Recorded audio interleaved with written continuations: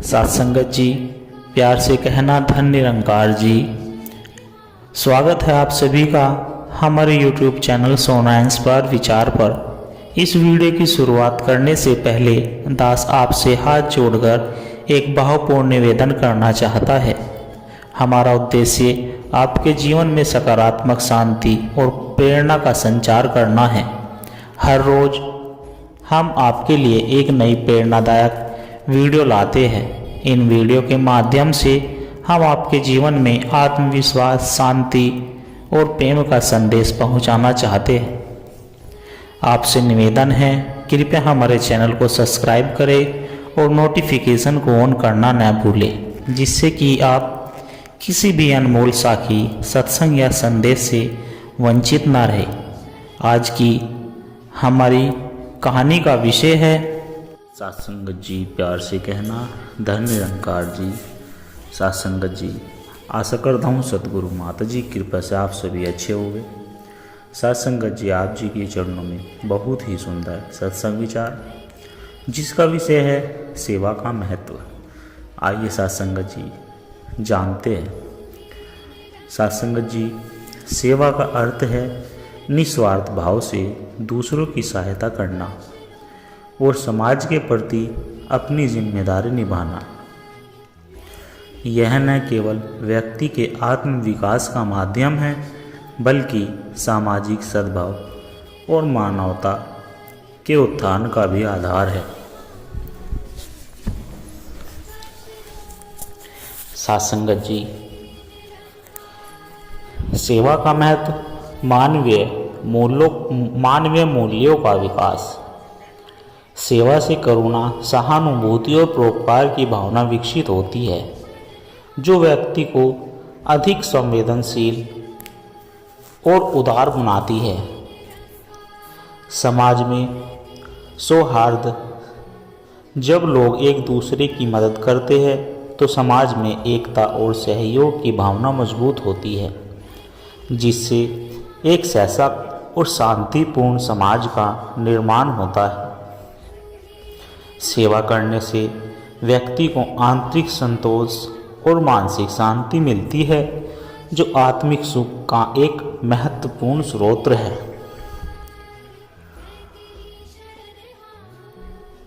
सेवा हमें यह सिखाती है कि हम केवल अपने लिए नहीं, बल्कि समाज के लिए भी उत्तरदायी है। यह कर्तव्य परायणता की भावना को प्रबल करता है।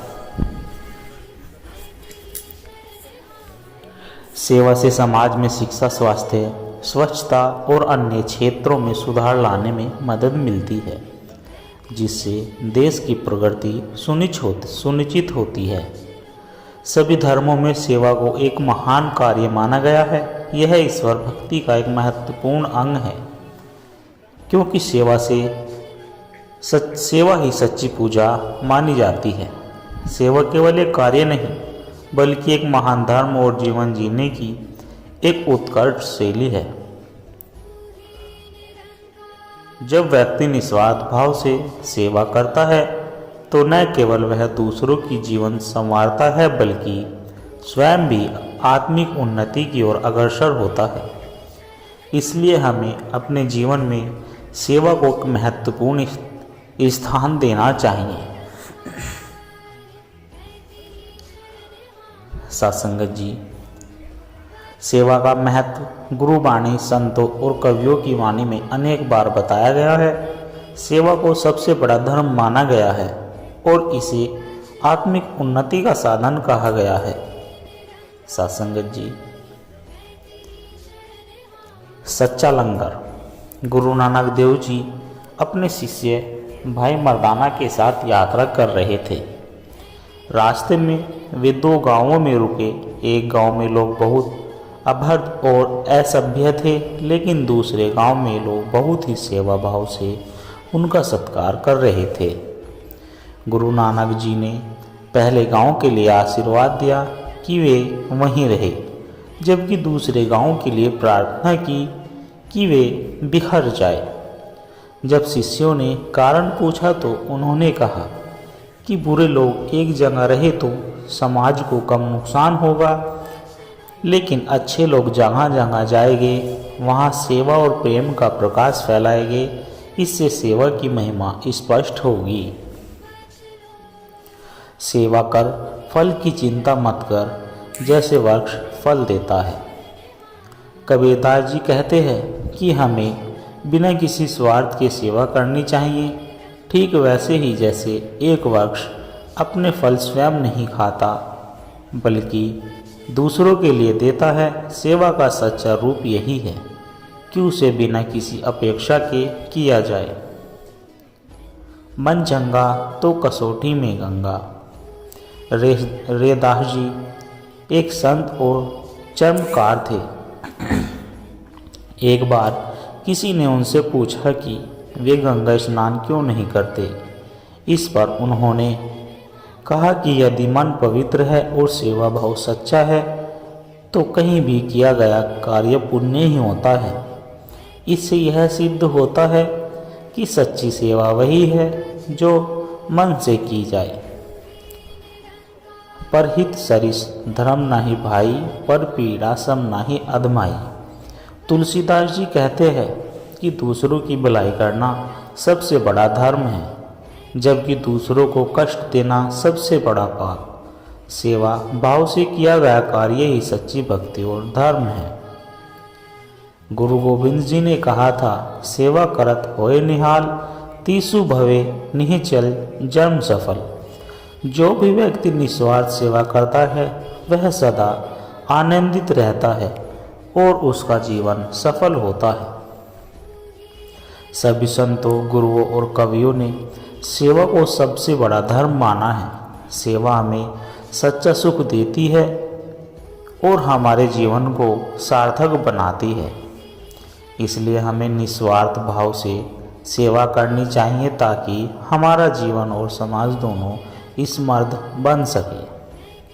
सत्संग जी, राजा और निर्धन संत की सेवा भावना।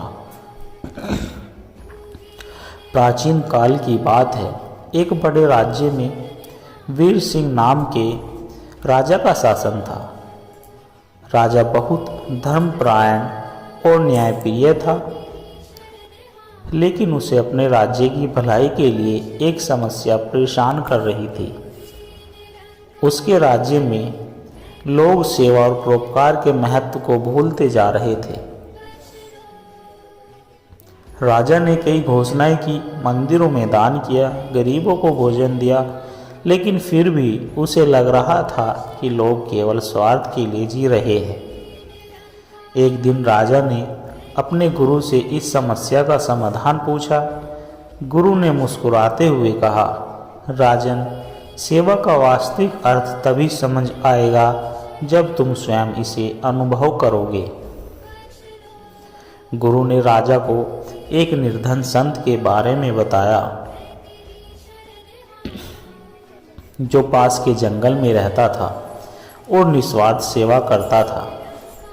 राजा ने सोचा कि वह स्वयं जाकर उस संत से मिलकर सेवा का वास्तविक महत्व सीखेगा। राजा साधारण वस्त्र पहनकर जंगल की ओर चल पड़ा। कई मील चलने के बाद उसने देखा कि एक वृद्ध संत एक छोटे से आश्रम में लोगों की सेवा कर रहे हैं। उनके पास न धन था, न राजमहल, न ही कोई ऐश्वर्य। फिर भी वे हमेशा प्रसन्न रहते थे। राजा ने संत से पूछा, महात्मन, आप इतने निर्धन होते हुए भी इतने संतुष्ट और प्रसन्न कैसे हैं? संत ने मुस्कुराकर उत्तर दिया, बेटा, सेवा ही सच्चा सुख है। मैं यहाँ आने वाले हर व्यक्ति की सहायता करता हूँ, जिससे मुझे अपार आनंद प्राप्त होता है। राजा ने कुछ दिन वहाँ रहने का निश्चय किया और सेवा कार्यों में संत की सहायता करने लगा। उसने देखा कि संत बिना किसी स्वार्थ के भूखों को भोजन कराते, बीमारों की देखभाल करते और दुखियों को साथ न देते। एक दिन एक बूढ़ी महिला वहां आई। वह बहुत कमजोर थी और भूखी भी थी। संत ने तुरंत उसे भोजन कराया और अपने हाथों से पानी पिलाया। महिला की आंखों में आंसू आ गए और उसने कहा, बाबा, आपने मेरी जान बचा ली, ईश्वर आपको आशीर्वाद दे। राजा यह देखकर चकित रह गया। उसने संत से पूछा, महात्मा, जब आपके पास कुछ भी नहीं है तब भी आप दूसरों की इतनी मदद कैसे कर लेते हैं? संत ने उत्तर दिया, राजन, सेवा के लिए धन की आवश्यकता नहीं होती, बल्कि सच्चे हृदय और प्रेम की जरूरत होती है। यदि तुमने किसी भूखे को भोजन दिया, किसी दुखी को सहारा दिया, तो समझो तुमने ईश्वर की सेवा की। कुछ दिन सेवा करने के बाद राजा को एहसास हुआ कि सच्ची खुशी और संतोष केवल सेवा में ही है। वह वापस अपने महल लौटा, लेकिन अब उसका हृदय पूरी तरह बदल चुका था। अब उसने अपने राज्य में सेवा भाव को बढ़ावा देने के लिए कई कदम उठाए, जैसे उसने निर्धनों के लिए अन्न भंडार खुलवाए, बीमारों के लिए चिकित्सालय बनवाए, अपने दरबारियों को भी सेवा के महत्व को समझाया। धीरे धीरे राज्य में सेवा की लहर फैल गई। लोग एक दूसरे की सहायता करने लगे और राज्य फिर से समृद्ध और खुशहाल बन गया। सासंगत जी, यह साखी हमें सिखाती है कि सेवा का महत्व केवल दान देने तक सीमित नहीं है, बल्कि सच्ची सेवा प्रेम, करुणा और सहानुभूति से ही की जाती है। जब हम दूसरों की निस्वार्थ भाव से सहायता करते हैं तो हमें आंतरिक शांति और परम आनंद की प्राप्ति होती है। राजा वीर सिंह की तरह हमें भी अपने जीवन में सेवा को अपनाना चाहिए, क्योंकि परहित सरिस धर्म नहीं पाई, पर पीड़ा सम नाही अधमाई। सत्संगत जी, सेवा का सच्चा अर्थ। बहुत समय पहले भारत के एक नगर में राजेश्वर नामक एक प्रसिद्ध व्यापारी रहता था। वह अपार धन संपत्ति का स्वामी था, लेकिन अपने जीवन में हमेशा असंतोष महसूस करता था। उसके पास वैभव था, परिवार था, सम्मान था, परंतु फिर भी वह खुश नहीं था। एक दिन उसने नगर के प्रसिद्ध संत महात्मा आनंद से अपनी परेशानी साझा की। राजेश्वर ने संत से कहा, गुरुदेव, मैंने जीवन में सब कुछ पाया है, धन, मान, सम्मान, सुख, सुविधाएं, लेकिन फिर भी मुझे शांति नहीं मिलती। मुझे हमेशा लगता है कि कुछ अधूरा है। संत मुस्कुराए और बोले, पुत्र, सच्चा सुख केवल लेने में नहीं बल्कि देने में है। जीवन में सेवा का भाव हो तो आत्मिक संतोष मिलता है। राजेश को यह बात समझ में नहीं आई। उसने पूछा, परंतु गुरुदेव, मैं तो पहले से ही गरीबों को दान देता हूँ, मंदिरों में चढ़ावा चढ़ाता हूँ, फिर भी संतोष क्यों नहीं मिलता? महात्मा आनंद ने कहा, दान और सेवा में अंतर है। तुम दान तो दे रहे हो, लेकिन क्या तुमने कभी किसी जरूरतमंद की वास्तविक सहायता की? क्या तुमने किसी का दुख समझा? राजेश्वर चुप हो गया। महात्मा ने उसे अगले दिन मिलने के लिए कहा और कहा कि वे उसे सेवा का वास्तविक अर्थ समझाएंगे। अगली सुबह महात्मा आनंद ने राजेश्वर को एक गांव की ओर चलने के लिए कहा। वहां पहुंचकर उन्होंने देखा कि एक बूढ़ा व्यक्ति सड़क किनारे पड़ा था। वह भूखा और बीमार लग रहा था। संत ने राजेश्वर से कहा, इसे भोजन दो। राजेश्वर ने अपने नौकर को आदेश दिया कि वह व्यक्ति को भोजन दे, लेकिन महात्मा ने उसे रोका और कहा, नहीं, स्वयं सेवा करो। सेवा हृदय से की जाती है, नौकरों से नहीं। पहली बार राजेश्वर ने अपने हाथों से उस बूढ़े व्यक्ति को भोजन खिलाया। जब उसने भोजन खाया तो उसकी आंखों में कृतज्ञता के आंसू थे। उसने कांपते हुए हाथों से आशीर्वाद दिया, भगवान तुम्हारा भला करे बेटा। राजेश्वर का हृदय पिघल गया। उसे लगा जैसे किसी अद्भुत शांति का अनुभव हो रहा हो। इसके बाद महात्मा आनंद उसे एक अनाथालय ले गए। वहाँ छोटे छोटे बच्चे थे जो बिना माता पिता के बड़े हो रहे थे। संत ने कहा, इन बच्चों के लिए तुम्हारे पास क्या है? राजेश्वर ने अपने पास से कुछ सोने की मुद्राएं निकाली और संत को देने लगा। लेकिन संत ने कहा, नहीं, केवल धन नहीं, अपने समय और स्नेह की सेवा भी दो। राजेश्वर ने बच्चों के साथ समय बिताना शुरू किया। उसने उनके साथ खेलना शुरू किया, उनकी कहानियाँ सुनी और उन्हें प्यार दिया। धीरे धीरे वह उनके जीवन का एक हिस्सा बन गया। अब वह महसूस कर रहा था कि सच्ची खुशी क्या होती है। एक दिन नगर में महामारी फैल गई। कई लोग बीमार पड़ने लगे। राजेश्वर ने सोचा कि वह अपने परिवार के साथ सुरक्षित स्थान पर चला जाए। लेकिन तभी उसने देखा कि महात्मा आनंद बीमारों की सेवा में लगे हुए थे। राजेश्वर ने उनसे कहा, गुरुदेव, यह बहुत खतरनाक है, आपको अपना ख्याल रखना चाहिए। संत ने मुस्कुराकर उत्तर दिया, पुत्र, सेवा का सच्चा अर्थ यही है, जब दूसरों को सबसे अधिक जरूरत हो तब उनके लिए समर्पित रहना। राजेश्वर को अब सब कुछ स्पष्ट हो गया। उसने भी बीमारों की देखभाल करने में अपना पूरा समय लगा दिया। उसने धन का उपयोग करके दवाई मंगवाई, चिकित्सकों को बुलवाया और स्वयं बीमारों की सेवा की।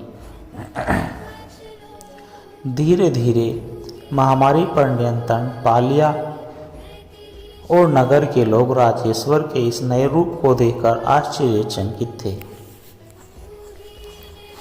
जब महामारी समाप्त हुई तब महात्मा आनंद ने राजेश्वर से पूछा, अब बताओ, क्या तुम्हें शांति मिली?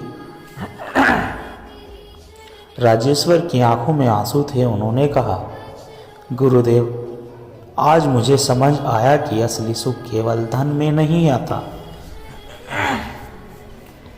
बल्कि सेवा से आता है। आज मैं जितना प्रसन्न हूँ उतना पहले कभी नहीं था।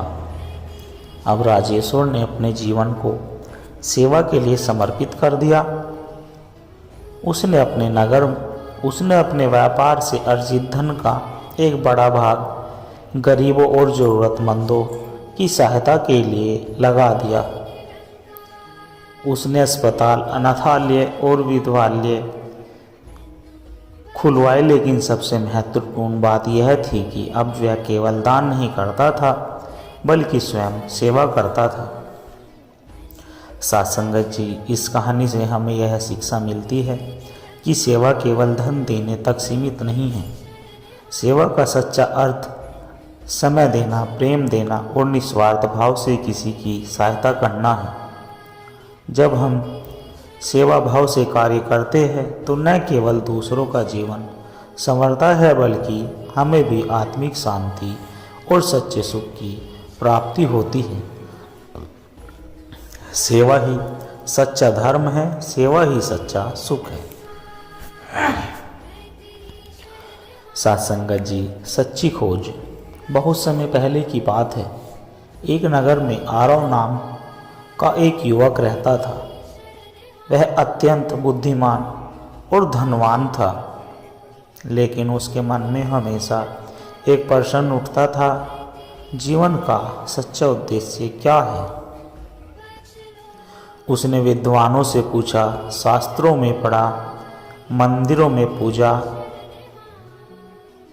लेकिन उसे कोई संतोषजनक उत्तर नहीं मिला। उसका मन हमेशा बेचैन रहता था।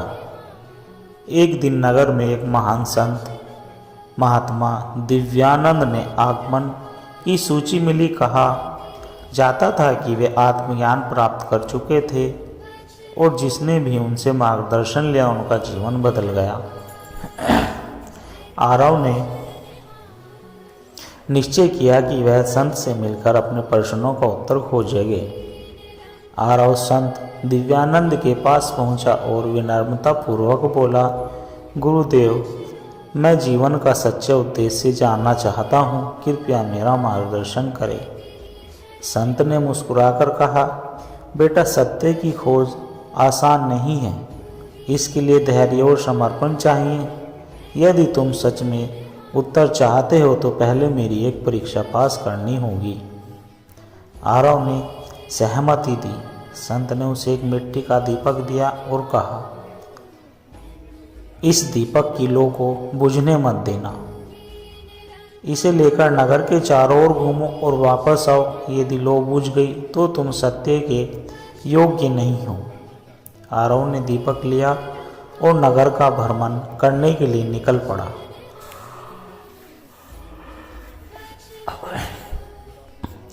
आरव बहुत सावधानी से दीपक को पकड़े रहा। वह इस बात का ध्यान रखता कि हवा से लौ बुझ न जाए।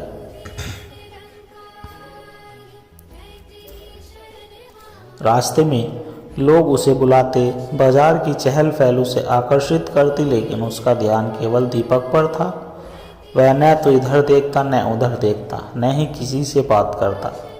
कई घंटे बाद वह संत के पास लौटा और गर्व से बोला, गुरुदेव, देखिए, दीपक की लौ अब भी जल रही है। संत मुस्कुराए और पूछा, अच्छा बताओ, रास्ते में क्या क्या देखा? आरव चौंक गया। उसने कुछ भी नहीं देखा था क्योंकि उसका ध्यान केवल दीपक पर था। संत बोले, बेटा, यही जीवन का सत्य है। जब तुम्हारा ध्यान केवल अपने लक्ष्य पर होगा तो तुम्हें बाहरी दुनिया की चिंता नहीं होगी, लेकिन यदि तुम्हारा ध्यान इधर उधर भटकता रहेगा तो तुम सत्य को कभी प्राप्त नहीं कर पाओगे। आरव को पहली सीख मिल गई, सत्य को पाने के लिए मन को केंद्रित करना आवश्यक है। संत ने फिर कहा, अगर मैं तुम्हारी दूसरी परीक्षा लूं, नगर में सबसे मूल्यवान वस्त्र लेकर आओ, लेकिन याद रखना वह चीज़ ऐसी होनी चाहिए जो कभी नष्ट न हो। आरव बहुत उत्साहित था। उसने सोचा, क्या सोना, चांदी या रत्न सबसे मूल्यवान है? वह एक धनी व्यापारी के पास गया और सबसे कीमती हीरा मांगा। व्यापारी ने उसे एक विशाल हीरा दिया और कहा, यह दुनिया का सबसे मूल्यवान रत्न है। आरव संत के पास लौटा और हीरा उसके चरणों में रख दिया। संत हंसते हुए बोले, बेटा, यह मूल्यवान तो है, लेकिन क्या यह सदा रहेगा? यदि यह टूट जाए, चोरी हो जाए या समय के साथ इसकी चमक फीकी पड़ जाए तो क्या? आरव निराश हो गया। वह फिर से नगर में गया और बहुत सोच विचार करने के बाद एक विद्वान से मिला। विद्वान ने कहा, ज्ञान सबसे मूल्यवान है क्योंकि इसे कोई चुरा नहीं सकता और यह कभी नष्ट नहीं होता। आरव फिर संत के पास लौटा और कहा, गुरुदेव, ज्ञान सबसे मूल्यवान वस्तु है। संत ने सहमति से सिर हिलाया और कहा, सही कहा, लेकिन यह भी अधूरा उत्तर है। ज्ञान तभी उपयोगी है जब उसे सही उद्देश्य के लिए प्रेरित किया जाए। जीवन का सबसे मूल्यवान तत्व प्रेम और सेवा है क्योंकि यह अनंत है। इसे जितना बांटोगे उतना ही ज़्यादा बढ़ता है। आरव को दूसरी सीख मिली, सच्ची संपत्ति धन की नहीं बल्कि प्रेम और सेवा है। अब संत ने अंतिम प्रश्न पूछा, आरव, यदि तुम्हें कोई भी चीज़ चुनने का अवसर मिले, धन, यश, ज्ञान या शांति, तो तुम क्या चुनोगे? आरव कुछ क्षण सोचता रहा, फिर बोला, गुरुदेव, मैं शांति चाहता हूँ क्योंकि यदि मन शांत होगा तो ज्ञान भी उपयोगी होगा, सेवा भी संभव होगी और सच्चे सुख की प्राप्ति भी होगी। संत ने प्रसन्न होकर कहा, बिल्कुल सही। सच्चा आध्यात्मिक मार्ग वही है जो मन को शांति की ओर ले जाए। जब व्यक्ति अपने अंदर की अशांति को दूर कर लेता है तब उसे आत्मज्ञान प्राप्त होता है। आरव को अब अपने प्रश्नों के उत्तर मिल चुके थे। उसने संत के चरणों में प्रणाम किया और संकल्प लिया कि अब वह अपने जीवन को सेवा, प्रेम और आत्मिक साधना में लाएगा।